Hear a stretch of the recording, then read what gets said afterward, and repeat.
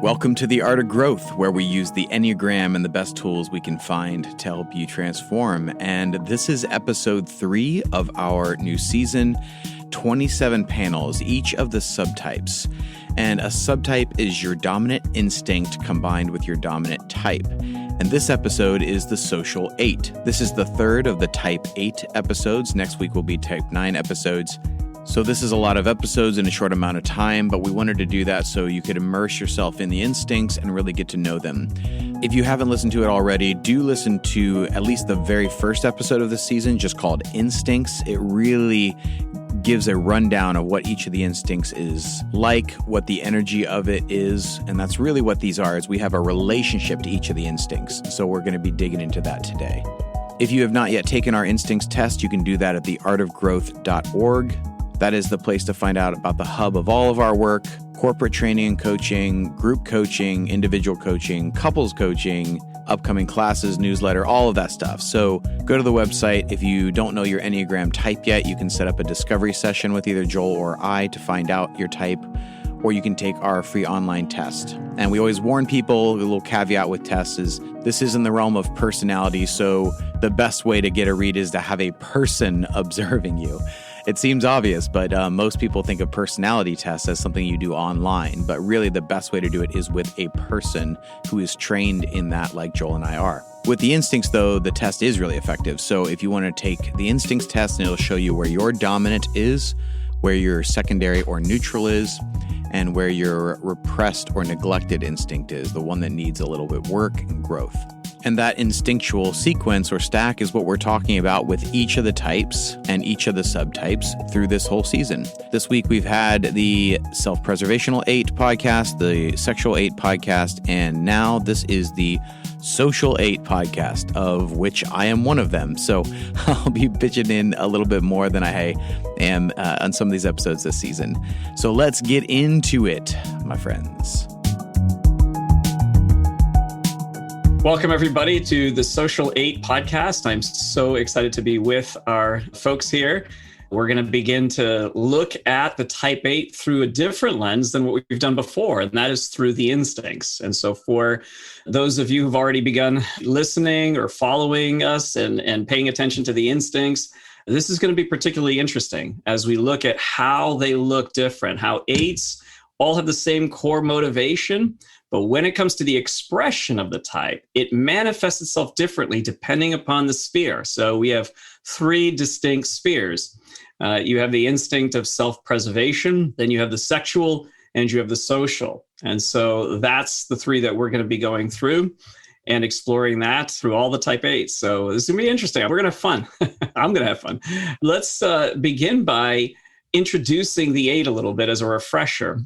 The Type 8 has a need to be strong, to deny or not allow weaknesses to take over, or the stimulation or the data or whatever's happening in their environment to overtake them. And so there's this sort of amping up the strength and the control to keep that from overwhelming the Type 8, and from the Type 8 to be prepared also to face potential challenges and difficulties that will come their way. So there's so much more we can say about the 8, but that gets us started with the description of the type. And now I'm curious to hear from each of you. How does the need for being strong show up through the social instinct? And again, the social instinct is reading and interpreting, bonding and affiliating, and thirdly, contributing to others or contributing to the herd. So who would like to begin? I can go first. I've been thinking a lot about the social instinct lately because I've just been kind of learning more about the instincts, and I have a large family. And so it's just nice to know where everybody's at. But one of the things I've been noticing about when people talk about the social instinct in all of their types is that they often refer to it as a herd. It's like we want to talk about the good of the herd and how different actions affect the herd. And I, as a Social 8, do not think of it as a herd. I very much think of it as a pack, like a wolf pack, as opposed to a herd, with like a hierarchy and a dominant structure. And I find that I innately, when I walk into a room with people that I haven't met before or people that I do know, I am always checking to see who is the dominant person. I want to know where the strong people are and where the weak people are. And weak doesn't necessarily mean like I think less of them, but I'm like, who needs to be protected and who is dominant and where do I fit in the pack hierarchy? And I'm very happy usually with whatever position that is. It's usually not at the bottom, I'm just saying, but I definitely pay attention to that energy and don't think of it as a herd. Definitely think of it as a pack. I love that. That's so insightful. I'd love to hear from Jim or Shailushi. What do you guys think? Lisa, I totally agree with you. And it didn't really click in for me until you said that. Because yes, it is about us as a whole, but it's not loosely affiliated, individuals that just happen to be running together. For me, being a social 8 is about my people, right? So we're in this together. It's not like, oh, some people break off and do whatever. We're in it together. And the idea is together we are stronger. So we can withstand any challenges that come our way. We can support each other and really, sort of grow and prosper and thrive. So I like that idea of the wolf pack. And I also agree, I'm one of those people that I'm not necessarily even consciously thinking, who's running game here, but that's almost always what I think when I walk into a room. Who's on top? Who's in the middle? Who's being, sidelined? Who's running the room? And what is my role in balancing that power? Right. Yeah. How do I help people who are struggling come up? And how do I push back a little bit people who are dominating so that everyone's got a chance to thrive? So interesting. Wow. Yeah. Well, hi, this is Jim from The Art of Growth. And I have to say something because I am a social 8. So I am definitely speaking into this. And it's interesting how you guys are saying it. You think of it more as a wolf pack. There is a picture in my mind when I think about the we when I think of the herd, and it's these like large buffalo. Like it's just weird how like we have these different images that come to mind, because how the need to be strong shows up in the social instinct for me is often in the direction of the bonding and affiliating for me. It is who's my people and how do I strengthen them? So a lot of it goes towards not so much like the top and the bottom. I don't think very much in hierarchy. I'm very much a flat leadership kind of a thinker. I tend to think a little more flat as far as power structures, but I still look at who needs to be empowered. So, who's leading their little part of the herd and how do I strengthen them? So I'm always saying, how do I use my strength, my power to empower others to be more powerful in what they're trying to do? It is externally focused. Now, the low side of that is I've always looked at that as something that's up to me. So everyone is mine to defend, everyone is mine to protect, and everyone is mine to empower. And if I'm not able to empower them, I'm somehow a failure. So there's all of these like adjacent little things that go along with it, because it still goes with the 8 mechanism of it's all up to me. I have to do it. It is dependent upon my strength to an extent that is not only unrealistic, but unhelpful and unbeneficial to those around me. But the mechanism applies itself in that way towards the empowerment of others so that they can then protect their herds.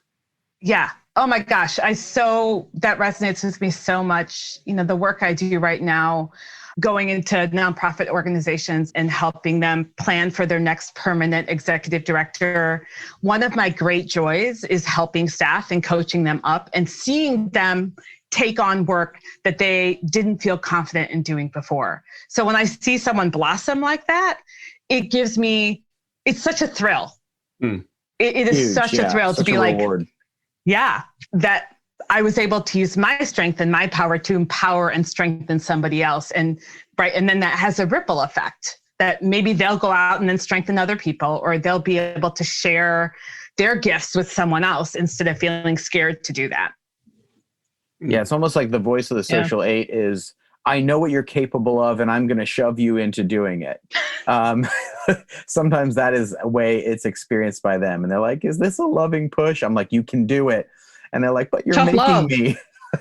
Tough love is a real thing. Absolutely. If I didn't love you and I didn't care about you, I wouldn't care about your development. Yeah. I'd be like, you go live your life and do your thing because Right. I don't care about you. But if I do care, then I might push a little bit.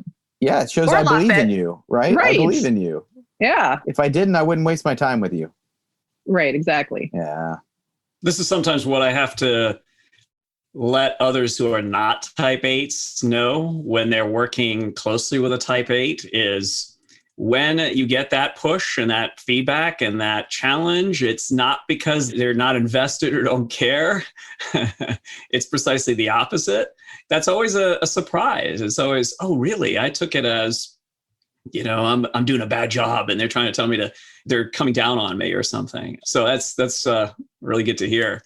Talk about the other mechanisms of control or the other aspects of control. So you have the control that is used to benefit, to raise up people, to challenge people. What about the other parts that sometimes 8s talk about, which is I tend to feel like there's so much coming at me that I need to feel some measure of control over myself and over my world, lest I fall prey to the control of others. That's so tough. I mean, it's tough because to me, that gets right at the core of what the fear is, that I need to be able to handle everything so nobody tries to handle it for me. I want to do things the way I want to do them. I mean, I said recently to someone, I think I'm my own best counsel. And so I want the freedom to be able to pursue my goals or interests or whatever exactly the way I want without having someone else lay that on top of me and then being obligated to do so. And I think that's part of the motivation of like taking on so much, to be like, no, I got this. Not only do I have this, look at how much I have. I have so much stuff going on. I do not need someone to tell me what to do. I got it under control. I think I come at it a little bit different. I love being the second in command. In a lot of the areas that I'm involved in, I do end up as the second in command. And I love that because Totally. if I have a strong leader, and that doesn't always mean 8-like, because probably my 2 favorite people I've ever worked under, one was a ADD 7 and one was a kind and gentle, soft gentleman. I have no idea what his number would be. I can't even begin to guess, but he could have come across as kind of weak, but he was one of the finest leaders I've ever known because everything he did was for the good of the team or the good of the pack. And because I respected their leadership, I was thrilled to be their number 2 because I feel like the second in command, we're the ones who execute the plans. We get to do what needs to be done. And we still get the privilege of being involved in the decision-making usually. So it's kind of like you have the ear of the king and also you get to do what needs to be done. But there's this tiny little buffer of protection if you're not the top dog. You don't always have to be the bad guy. You're just like, I'm just doing what I was told to do. I happen to agree with it 100%, but it's like, I like that position. I love being under a strong leader. I will say though, if I'm under a weak leader, I either have to remove myself or I find that I take over and I just kind of try to take over. And then I have to ask myself, is this mine to control? And if the answer is no, then I have to back off. But that is something that has been a hard lesson to learn for sure. I love that. It's so funny because I don't want to be King Arthur. I want to be Merlin. That's right, who I am. yeah. Like, I'm not Luke Skywalker. I'm Obi-Wan. Like, it's so funny. I talk about the things that actually make me emotional, the things that really touch my heart. Like, this is who I am. And I'm like, one of my favorite movies is Moana.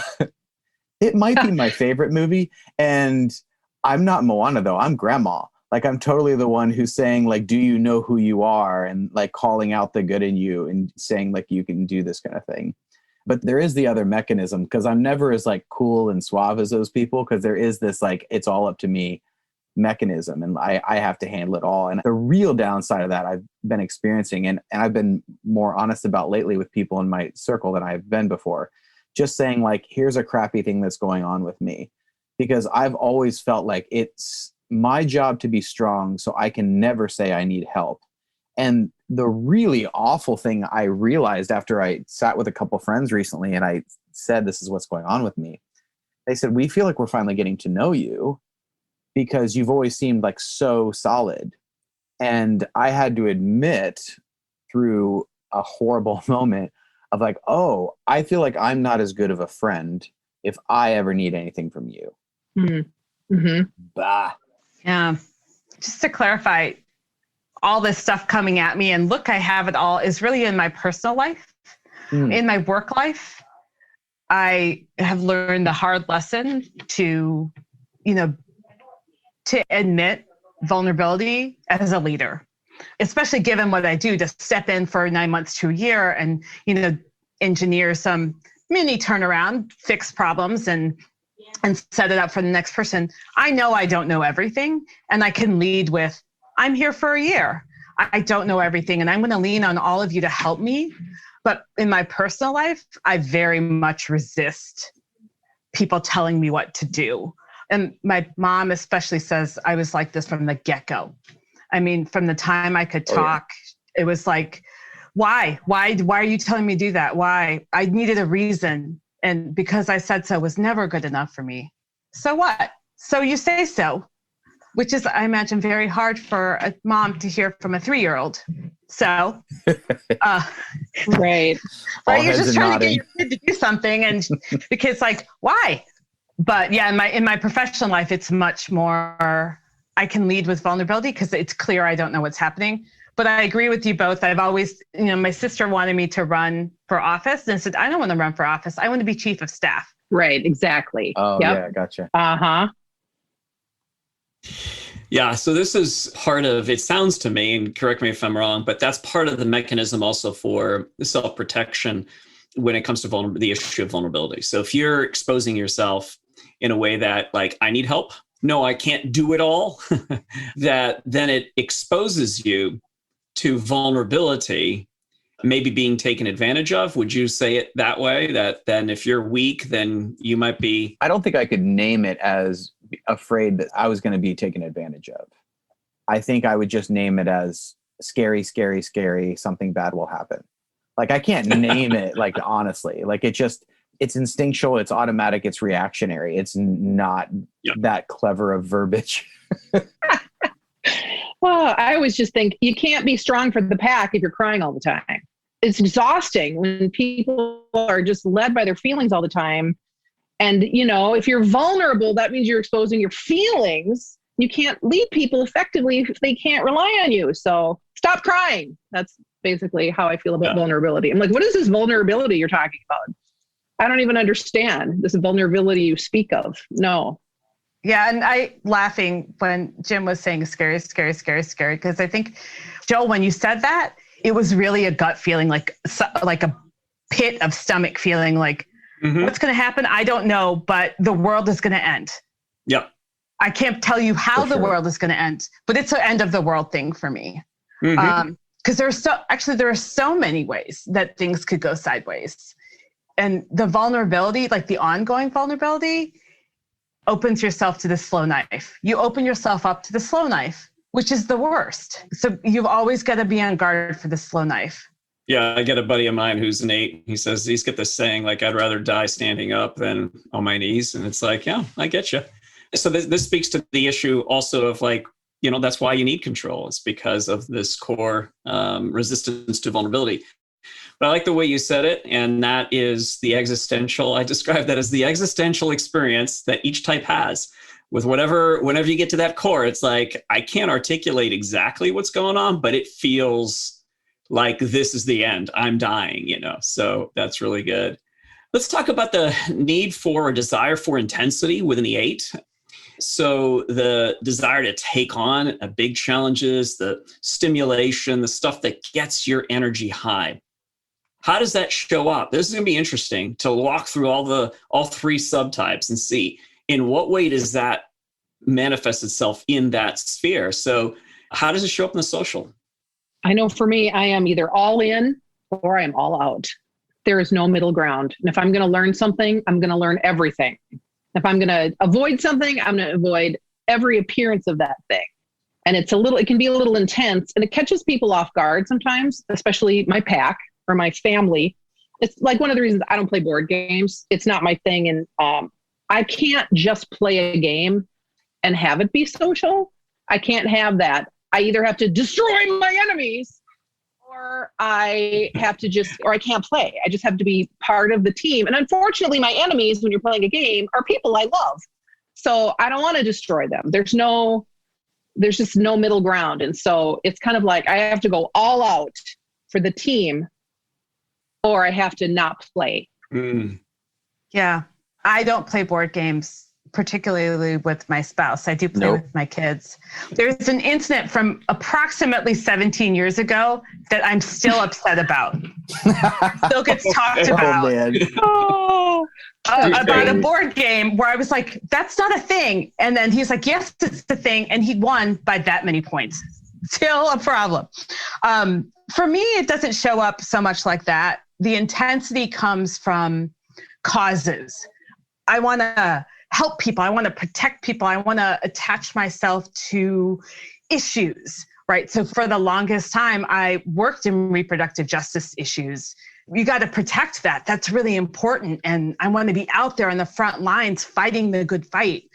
I've worked in DV. I've worked in a lot of fields where there are people who need our help. There are people who are struggling, and it's up to us/me.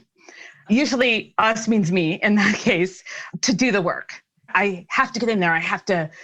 This is my calling. I think that's almost where it ends up being like, this is my calling. This is my passion. It's a social passion to fix the world in some way. Mm. I can't do that. And you don't just do it at a little bit. You do it that intensity just gets manifested in that social cause. Like you take all of it on. Yeah. It is an all-in thing, though that is absolutely true. That I'm like, I'm doing this and I'm totally doing this. And I'm top to bottom and left to right in that space. I will give money. I will walk picket lines. I will write letters. I'll do everything I possibly can until I am done. Then it's over. And I work a little bit more like, I can't do the large scale social justice just because I get overwhelmed. I feel completely inadequate, and it makes me go to my 5 and just say, no, I'm done. I'm just going to go buy myself a little cabin in the woods and live there forever and not talk to anybody ever again.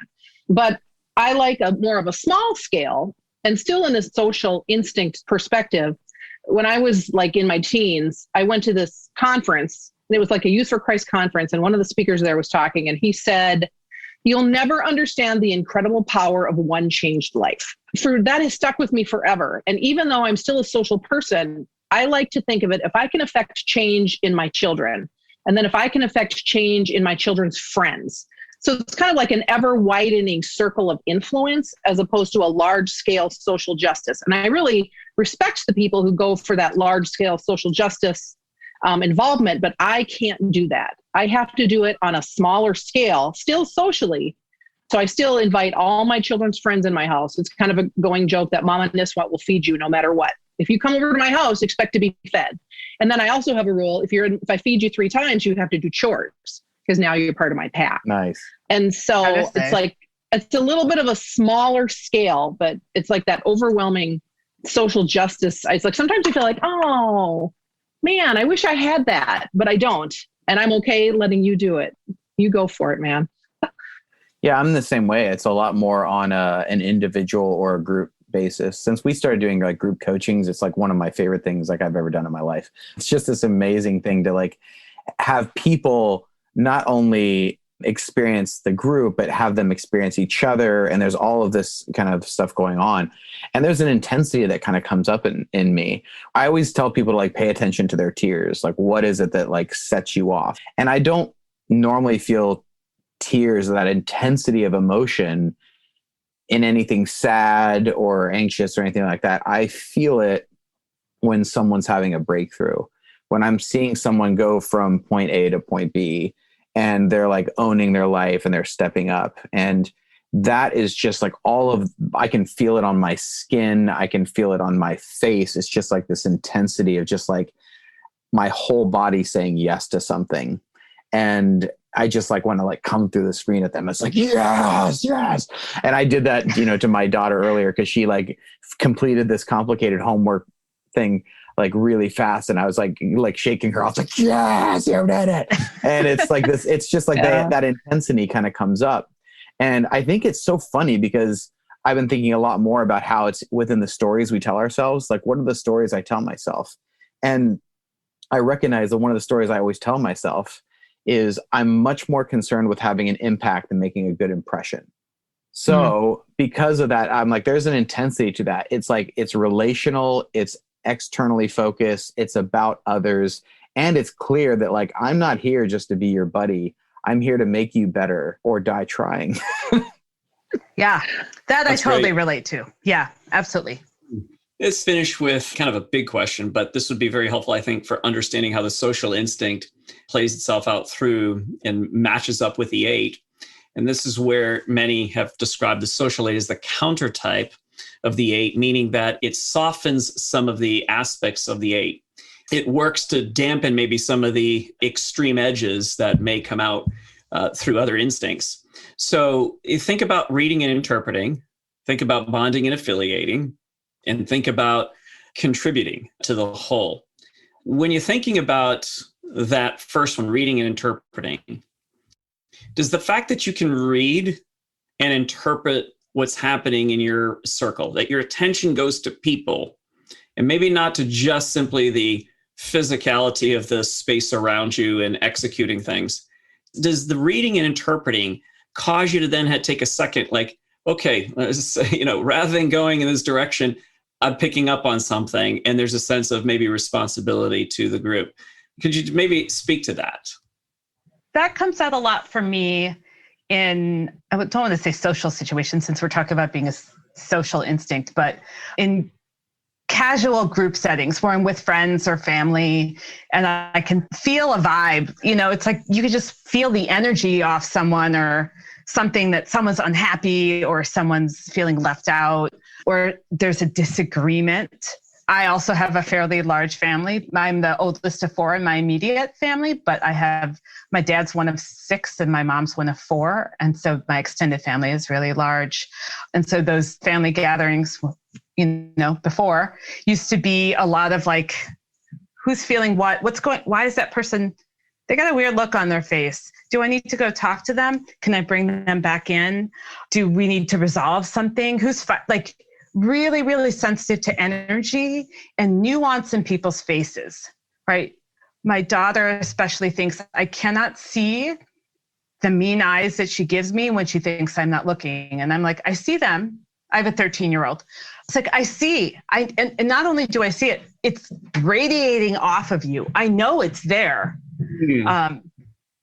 In group settings or in, one-on-one, but certainly in group settings, like knowing who's feeling in and who's feeling out and who's unhappy and who's not, who's feeling upset and all those things. Like, and how do you resolve that so everyone can have a fun time? Yeah. Yeah, it becomes more broader than just the narrow, like what has given me the intensity and the excitement. It kind of goes out a little bit more. So for me, yeah. It's more of a give and take in that space. What comes to mind for me when I look at the reading and interpreting part is how I grew up. And I was always able to read other people, but I didn't know how to respond to it. So I felt like I was taking in a lot of data as far as people's energy. I could read people's energy. I could read people's body language, and then really struggling with knowing how to respond to it. Like, what do I do in this situation? So there was like a real, almost like a social awkwardness in that I could see it all, but I had no idea how I was coming across because I couldn't see me and I couldn't understand how people were experiencing me. Like, I had no idea that I was intimidating in certain circumstances, or too loud, or too much intensity, or too obnoxious, or over the top. Like, I couldn't read that. And then I'd read people's response and I'm like, oh, that's not working. And then I'd like shrink back. And it was this really weird push and pull. And I remember it just being something that I would almost sit in the room and study, and I'd watch how other people would respond to each other. So I remember being, elementary school, junior high, and like watching like the person who could be funny in the room and how other people were responding to them, and like how were they kind of reading that. And I remember just from a very early age, like observing, reading and interpreting it all. But I was reading, and it took a long time for the interpreting to come onto view. Like I really didn't understand it. And then it took, another decade to actually have any kind of clue how I was being experienced by other people. So it almost was like reading, and then much later there was the interpreting, and then much later where there was the capacity to do the bonding and affiliating piece. And then finally it could come on to being a contribution to others. So like those are how it's listed when it talks about the instincts, but I feel like it literally evolved through that process for me. Like the social instinct would have always been there, but it started with reading, took a long time to interpret, and then took a little longer to really figure out bonding, who's my people, and then longer to move into that contribution to others. Mm. Yeah, I agree with all of that. Yes, to everything. It's like, I don't know. I didn't realize other people didn't read other people. It's like, oh man, they were really sad. And they're Right. like, what are you talking about? I'm like, you didn't see that? How did you not notice that? And so same thing. So reading has always been kind of innate. And then interpreting, of course, the older you get and the more situations in life you experience, it's easier to interpret things. I find like this weird calmness comes over me oftentimes when I'm in a situation where there might be tension. It's like, I don't know why, but it's almost like I chill out and my own energy comes down, and I love to just say what needs to be said that nobody is saying. And sometimes it can be tense, but again, sometimes through conflict comes growth. You can't grow if you never have conflict or confrontation. And so I'm like, let's deal with this now at a small level rather than let it go on for a week or a month or a year or years. And then you have some real things to fix. So I very much feel like it's almost my job is to, if there is tension and nobody is addressing it, I'm like, I will address it. I'm not afraid of that tension. I'm not afraid of that, whatever. And then sometimes you don't have to do anything else. If you can just facilitate the conversation, even that brings bonding, because now suddenly everybody's communicating and we all know what we've said. Is that really what we meant? Because sometimes things get said and they are said in a way that they weren't really what you meant. So we have clarity, and then we can bond all the day long. Yeah. And that bonding does soften the 8, like for sure. Yeah. A desire to affiliate, to connect, to bond. It does tend to soften the rough edges of, I don't care, because there's this weird tension in me. Cause like, I really do care about the group and want everyone to do that. And then there's like this 8 part of me who's just like, I'm very self-referencing. And if you disagree, you're wrong. And tough shit. Like there is definitely that kind of going on internally sometimes. This is what's so fascinating, because the instinct, when it matches up with the type, there are places of conflict. Yeah. Mm-hmm. It's the internal war. Like, part of you wants to do this and the other part says, no, I don't. And for sure. So, yeah, it's really good. And it does soften. I can see how bonding that bonding piece would soften. That's where also the social 8s tend to be more friendly, tend to have more friends, tend to want to keep long-term relationships. So that explains a lot of how that would work against the sort of self-referencing. It's all about, whatever I think and whatever I want. Yeah, friendship, I would say, is the absolute centerpiece of my life. Like I always talk about friendship being the most important thing. Like even in my marriage, like I have a good marriage because I have a good friendship with my wife. I'm a parent now. If I want a long-term relationship with my kid, it will have to evolve into a friendship. I can pick people out who I'm going to be lifelong friends with in a matter of seconds. I've literally picked people out of a crowd, been like, I want to get to know them. And we're friends 20 years later, 30 years later. I literally have people in my life who I've known for 90% of my life, because it's like, and those are the people that you never, no time has passed, even if you're not together. Totally. Yeah. Yeah. Yeah. It's instantaneous because they're just a part of you. It's just kind of like, and I can pick up that connection right where I originally spotted it. And I can't even name it because it's not even always interests or similarities. Like that's almost irrelevant.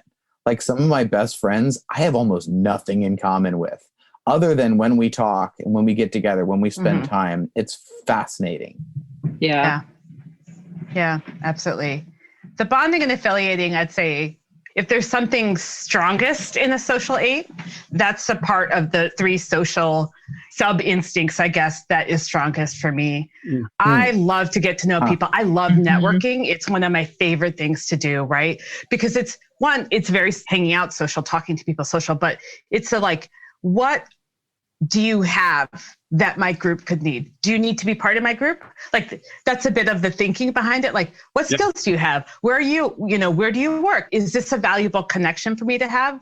But even more so, the great thrill is to actually make that connection. Oh, you should talk to this person. I love that. Yep. Yeah, I love that. It's like the best thing professionally, but even more so personally, right? So when I know a lot of people have like, I don't want my 2 groups or multiple groups of friends in the room. That's like my dream. I love it so much when all of my friends are in the same room, because it gives me a chance, one, to be with them and to strengthen the overall pack, right? Like, we're all here together. But then if I can get one person to connect with someone else outside of me, that's again another strengthening of this pack. Well, now these 2 people are invested in each other. We're all invested in this pack. And ultimately, those 2 people are invested in me. So we all strengthen each other. Well, if someone's failing, it's not just up to me, or someone's struggling, I should say, not just up to me to help them. People I trust and care about will also help them.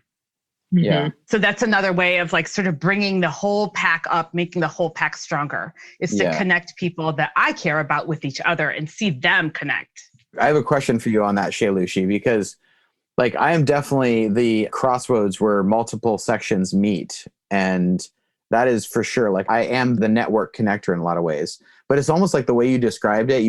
I almost pictured like a networking event where you're walking up and talking to lots of different people.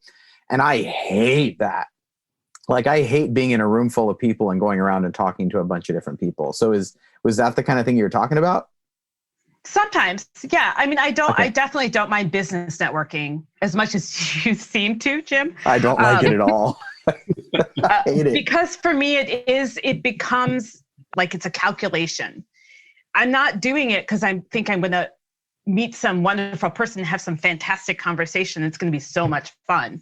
It's a calculated set of activities around who do I need to know here and what can they do for me or the things I care about. Someone in the room has got some resources in one way or the other. Either they, are connected to someone, they've got money to give to a cause I care about. Maybe they have a job for me or a job for someone that I care about, right? And that's part of that like networking thing, which is it's very strange. I don't even necessarily do it for myself, but I'm like, who can I meet who might know something about that could help someone I care about? Cool. Yeah. Lisa. I actually love networking, but I think I love having conversations with people and finding out interesting things. And I like tiny snippets. It would be like if networking were tweeting and you're in a group of people and you're talking to them, you find these little pieces of information. And then you're like, oh, wait, I just heard something similar from somebody else over here. And now I want to connect you. I love that. That's my favorite. And I also love when people don't know I'm an 8. It's kind of like I had the ultimate compliment one day. A friend of mine and I, we haven't seen each other for like 5 years. We took a walk in the park and we were chatting. And I said, so are you familiar with the Enneagram? She goes, oh yeah, I'm a 1 with a 2 wing. And I'm like, oh, awesome. And she said, what are you? And I said, I'm an 8.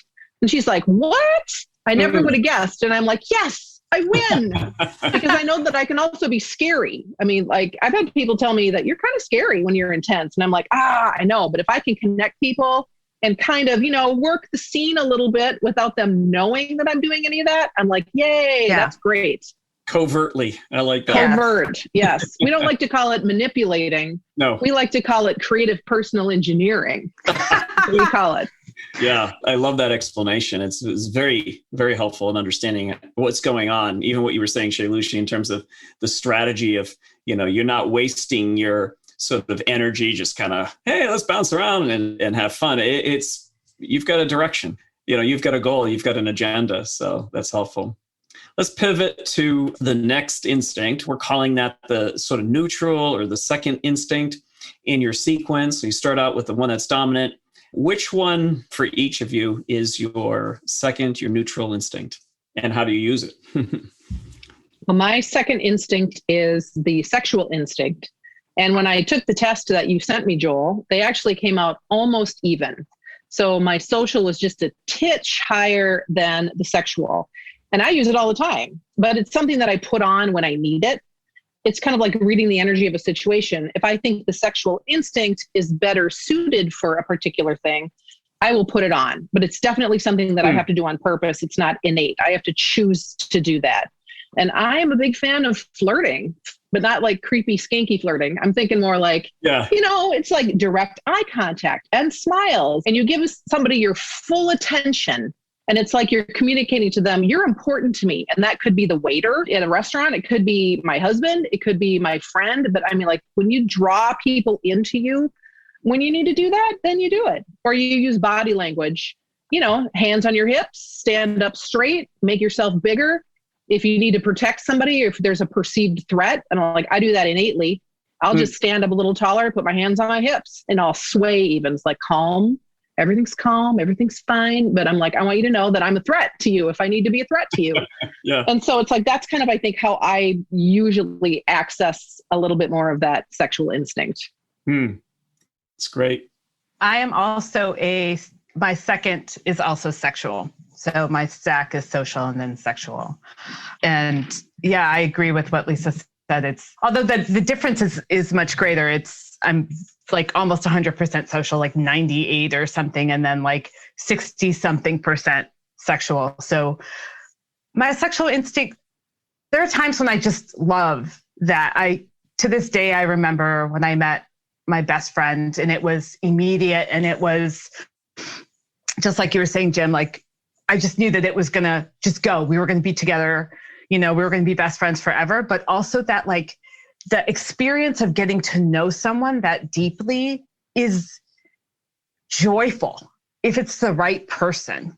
To have that, like, there is no one else in the world but the two of us. And every time I get to spend time with her, it's like that. I mean, to the point where when I go to visit her in California, I have to go a day or two early, spend time with her only. So the rest of my friends aren't like, why are you guys not talking to anyone else? Like, because we can just get so wrapped up in each other. It's also, I find that I'm able to use that instinct to serve my social instincts. So part of building a pack, part of building a network is to draw people in and to make them feel important and valuable within your network. You are important to me. I want you in my group. Grab someone by the scruff and be like, let's go, right? You have to lure them in. That sounds awful. Like I'm setting It's true. It's true. But like you have to draw people in and show them they're important and that you want them to be a part of your group by caring about who they are. It's not quite that calculated when I do it, but it really sounds very like mega mind, like master manipulator. Well, it's more hindsight, wouldn't you say? Mm-hmm. Yeah, definitely. I mean, when I reflect on it, that's how it feels to me, or that's what I think about. Like, I'm not doing that when I'm connecting with someone. Yeah, I wish I could provide a little variety here, but unfortunately, I'm the same. I'm the same. Sexual is my neutral. And, it serves the bonding and affiliating, but it's so funny. I don't think it's quite as high as some, when it comes to that charisma of like, like being in front of people. I was always totally fine in front of crowds. And so I used that draw you in kind of thing in a more public social context than I ever did one-on-one. I was always clueless if a girl was interested in me growing up. Years later, I'd be like, what? I had no idea because I was friends with everybody. Like friend was first, 7th grade. And I'm talking to Becky on the phone and I thought she was the cutest girl, but I was watching all my friends and they would like date someone and talk to them on the phone for a month and break up because it's middle school. And then they'd have to start all over again. I was like, I don't want to do that. So I would just keep the same people, but I'd keep it a lot more in the social realm. I'll always remember when Joel and I were first studying the instincts and we went to this workshop and there was like different exercises for each of the instincts. So when we were on the sexual part, there was a point where everyone gets in a circle and they put on some music and each person's supposed to go in the middle and dance. And, like some of the sexual subtypes would be like, yeah, it felt really good to be out there. And some of the self-pres or the ones who neglected instinct with sexual was like, I was really uncomfortable in the middle. I was like, I just didn't care. Sure, I'll jump out there and dance. No big deal. I don't need to. I jump back. It just feels very neutral to me. So when I heard that instinct described as neutral, I was like, that's about the best representation as far as how I feel about that. It's very present. I'm good with it. I love a sizzling, deep conversation. I think leaning into that in, coaching especially, like there's that sizzle, that exchange. I'm like really pouring into you. There's an intensity to that. It's great. But I'm not like buzzing about it afterwards. I'm like, okay, moving on. It doesn't stay with me. It just kind of goes through me. Yeah. Joel, I also wanted to note that, we didn't talk about risk and the sexual instinct as one of those sub instincts, I guess. But like, I find that the 8-ness in me comes into play most, like the sexual 8 part of that comes in with risk. That I like to take risks that I am ready to take, right? That like I have made the calculation on whether that's a good risk, but I'm always like, let's do something new. Let's do something fun. Let's do something exciting. This January to February stretch is like the worst for me because everything is so gray and blah and boring. And like this has been even tougher because it's been all inside all the time. But right about now, I'm like, let's go skydiving. Like I'm afraid of heights, but that's where like the intensity and the instinct comes together, which is like, I need to do something that's exciting and new, and it pushes my boundaries so that I'm not just in the same place. Mm-hmm. Yeah. I mean, this is only a podcast. We could do a class on this and it would get into how the different aspects of your type can kind of start to move in an area that would enhance perhaps or mirror an instinctual drive. So you just illustrated that perfectly. With the need for intensity as an 8, they will tend to take more risks than a lot of other types would. Absolutely. And that would come from that need for intensity, that need for stimulation, something different, something new, something enjoyable. But, within that, we would also compare that to, say, a sexual 8, and you're going to have that enhanced even greater. So that's a good point you bring up. Let's look at the neglected instinct and 3 questions. Which one is it? Which is obvious here because none of you have self-pres as your second or neutral. What problems has it caused you? And then if you want to answer it in the same breath, how have you learned to grow through it? That would also be very interesting. This one has been brutal. Yeah. I think because of just the reaction that it created to me. Anything that was self-preservational, it felt like an attempt at control, which I pulled away from. And I don't know why, because sometimes it's just like the first time someone used the phrase, a budget is not a prison, it's a tool. I was like, oh, I feel free now and I can create a budget. But so many of the things about, self-preservation, take care of yourself. So make sure you're getting diet and exercise. I was like, you're trying to control me. Is like, that's the reaction. I would just pull back from it and be like, I don't want to do that. Or I'll do it however I want to. And eventually it's like, okay, I got to figure out how to do this and have it be fun. But there's still this thing is like, you can't have that. This isn't good for you. Stop trying to control me. I want it. Like that is the internal reaction to some of the self-pres mechanisms of wanting to take care of yourself and nest and all that stuff. I'm like, I don't care what kind of a place I live in. I try to keep it clean, but I don't care if it's a shoebox. Like, it's just not that important to me. Like, is this bed comfortable enough for you? I'm like, I don't care. Just throw me on the floor with a mat. I'm fine. What do I care? Like, it's just not something that I pay attention to. And it's been amazing how I have started doing that work, a couple of years ago and realizing, oh, this is my neglected instinct. And so I was like, well, now I have to kind of be in control of that. So I need to engage this, and I'm going to read the instructions when I install this air conditioner. And that was like just the starting point for me. And I remember when I did that one day and I was like, I'm going to read the instructions. And my wife and I had been talking about it. And she goes, you've never been sexier. It's like just taking care of the little things, paying attention to the details, making sure that the home is okay, taking care of these kinds of items. It's definitely been developed, but now it's led to a much better life in terms of the areas that were not intentional. We talk about this at the Art of Growth all the time, being on default versus living by design. And ultimately what I learned is so many of the areas of self-pres, I was just on default mode. It was either resistance or whatever I wanted instinctually. It didn't have a lot of thought behind it or intention. And so the growth pattern is then to make that more intentional.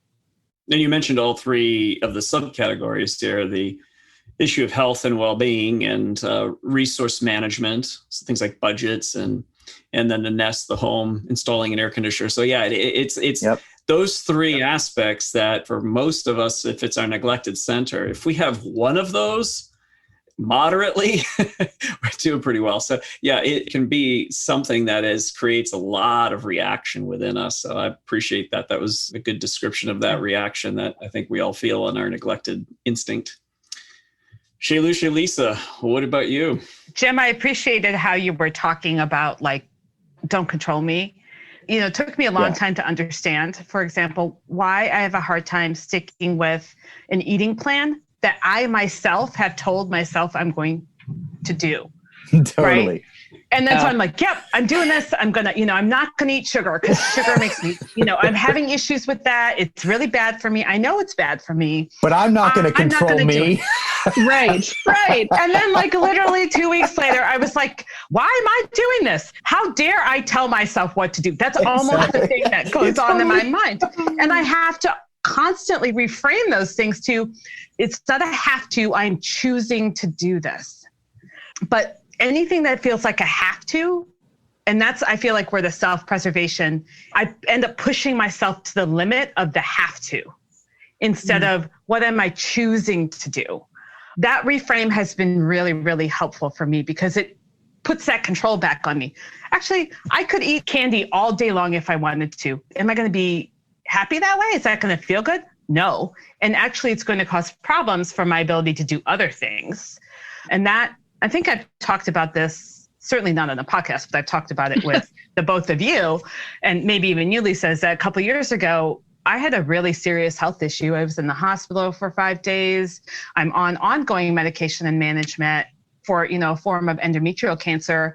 And that was my wake-up call on self-preservation, which is nobody else is going to be able to do any of this but me. Nobody can eat right for me. Nobody can exercise for me. Nobody can get enough sleep. Nobody can manage their stress for me except for me. And me not doing it now has serious long-term consequences. So that was a very rude awakening to the fact that I am not all powerful and never, that I can't just go for 24/7 all the time.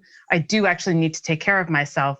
But that question of what is mine to do and what can only I do for myself, I've really had to center that. And that's been very helpful, thinking about not just personal self-preservation stuff like, oh, I need to sleep, I'm tired, I need a break, whatever it is. Even things like, should I be involved in this conflict? Do I need to get involved? Do I need to mediate? Do I have to be protective? Or can someone else do that? Yeah. Right? Yeah, that's good. I agree with you on everything. It's like, first of all, nobody is going to tell me what to do. Just nobody is. But I also don't know when I have done enough. I don't know where enough is yet. And the bummer is if nobody is going to tell me what to do, then eventually my body will force me to do something. And that is what happened to me a couple of years ago. It just been a terrible year. It was just 2019 was a terrible year. And my kid was sick unto death in the hospital. And it was a healthy person goes to the hospital and they don't know what's wrong with them. And then, they're having emergency surgery. And then 31 days later, they leave the hospital. It was the worst thing I've ever experienced in my entire life. And I didn't process it. I just figured once he was better, he was good. And now my job is still to maintain the pack and make sure everybody else gets therapy and everybody else has what they need. And I didn't do any of it. And then we had some other health issues came up with different extended family. And I was like going. And turn of the year happened. And I was going to help my sister-in-law do some things because she was going through some stuff. And my husband and I were going to go on. I was going to give myself 1 week. I was giving myself 1 week to get myself together so that I could go on and do all the things I need to do for my pack. And we flew down to Florida and my husband was going to do a work trip and I was just along and I was going to walk to the beach and live my best life and have a wonderful time and relax and calm the heck down. And my back started hurting on the flight and it just got worse and worse and worse until I was at 1:00 in the morning. I woke up my husband and I said, "Oh, you have to take me to the ER right now because I have never had pain that bad." And I thought, is it a kidney stone? Do I have spinal cancer? Is it a compression fracture? And I get to the hospital and they're doing all their things. And basically I am so tightly wound up that I have thrown up my back and I am so constipated because I haven't been taking care of myself that it put me in the hospital with the worst pain I've ever had in my life. And I had 5 babies. So it was just, that was the wake up call for me to where I'm like, if I do not take care of myself, I cannot take care of my pack. So it's still within the social instinct. Yeah. But it was like, I cannot continue on like this if I do not get a handle on myself. Mm-hmm. And then through that, actually, that's my sister and my daughter both introduced me to the Enneagram. And so I think I was starting to access some of that, trying to that self-preservation, trying to integrate it a little bit, even before I knew what the Enneagram was. Because again, I know if I don't get a handle on myself, I can't help my people. And so that was just one of those things that was the pivotal moment for me. And again, I knew when my kids were little, because I had 5 babies in 8 years. And I had a lot of kids. And I just remember thinking, if I do not figure out how to take care of myself and get some sleep, I'm going to die. This is not good. Yeah. I can't continue on like this. But when I threw my back out, that was like the pivotal moment for me where I'm like, I can now see the trajectory of where I will be in 10 and 20 and 30 years, health-wise and physically, if I don't make some changes now. And that was my huge wake-up call. I appreciate that. Boy, it got really vulnerable and really honest here. And this is what I appreciate so much. And I think for a lot of us, it is what ends up happening oftentimes. We go and go and go, playing our strong hand in the game, and then it stops working for us. And that's when we say, oh, maybe I need to do something here. But I also believe that it is there to serve. You know, your neglected instinct is there to serve you. It's there to serve you in the best ways, and for you to be able to flow from the gift of your social intelligence, your social instinct. And so I appreciate you illustrating that really well.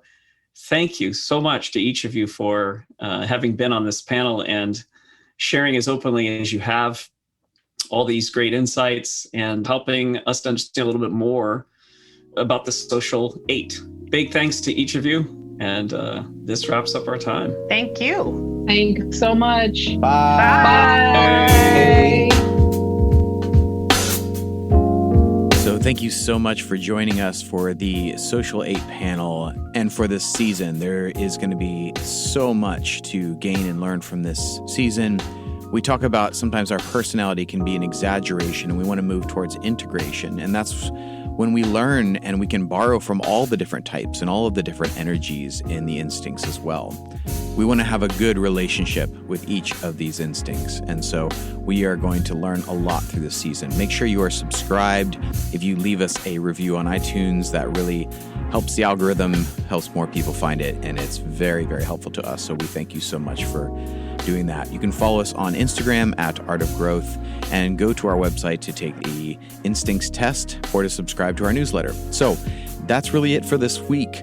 And next week we have the 9s. So may you integrate your energies. May you integrate your social instinct, your sexual instinct, your self-preservational instinct as you lean into this season in your own growth, your own internal world. May you be expanded. So much of the world and the demands on us and the stresses want to make us compressed, and then we are reactionary in our type. May you be expanded as you integrate in this time, in this year, in this season. Grace and growth. Have a great week, my friends.